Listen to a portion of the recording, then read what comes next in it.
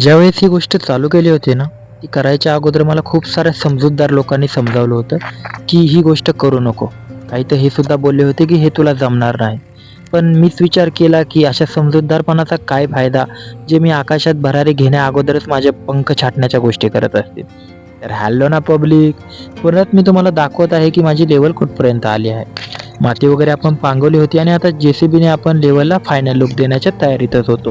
तिकडे एक जे मात्र उकरायचं काम करत होता, कारण की सगळीकडे उकरून झालं नव्हतं. पण म्हणतात ना, काम म्हणजे काय सगळं सुरळीत चालतं असं नाही. कधी ट्रॅक्टरच्या ट्रॉल्या वगैरे पलटी होत होत्या. म्हणजे प्रॉब्लेम ते येतच होते. पण त्या प्रत्येक प्रॉब्लेमवर सोल्युशन हे काढत होतो आणि पुढे जात होतो.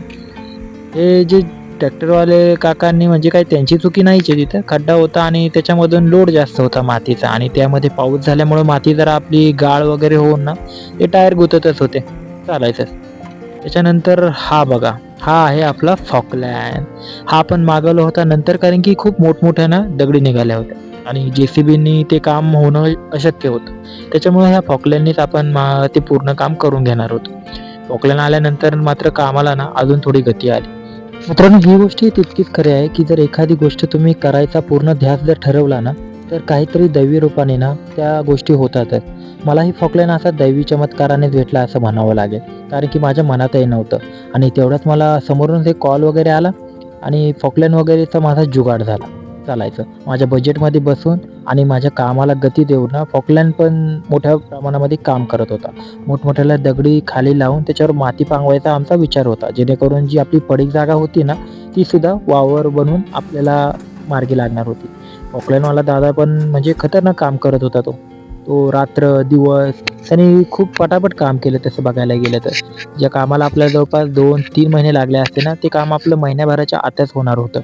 कारण की रात्रंदिवस आपलं काम चालूच होतं, चालायचं. याला म्हणतात की एखादी गोष्ट आपण जी मनात धरली आहे ना, ती शेवटपर्यंत नेणे. जर केलं आहे तर ते सगळ्यांना दाखवायला मजा येते. मला तर माझं तर खरंच असं आहे, की मला पुढच्याला बोलण्यापेक्षा ना, ते करून दाखवण्यात जास्त मजा येते. तुमचं कसं आहे तुम्ही मला कमेंटमध्ये सांगू शकता. त्यानंतर खाली ज्या मोठमोठ्या दगडी राहिल्या होत्या ना, ते बोललो की त्यासुद्धा गाडून घेऊयात. मग भावाने मोठमोठे चर मारले आणि त्याच्यामध्ये ना दगडी टाकून घेतल्या आणि त्यावर आपण माती टाकली. जेणेकरून जास्त पाऊस जरी झाला किंवा पाण्याचा ना निचरा होण्यासाठी सुद्धा ना, एक प्रकारे आपला हा जुगाडच होणार होता. आपलं काम सुद्धा मोठ्या प्रमाणात ना होत होताना बघून ना मला स्वतःलाच आनंद होत होता. आणि दगडी पण आता तुम्ही यात पाहताच आहे, त्या काही बारीक नाही आहेत. खूप मोठमोठ्या दगडी आहेत त्या. पण पोकलॅन असल्यामुळं ना ते काम जरा व्हायला चालू झालं. त्यावेळेस मात्र आपण थोडा जे-सी-बीना आरामात दिला होता. चला, आता आपणही थोडा आराम करूया.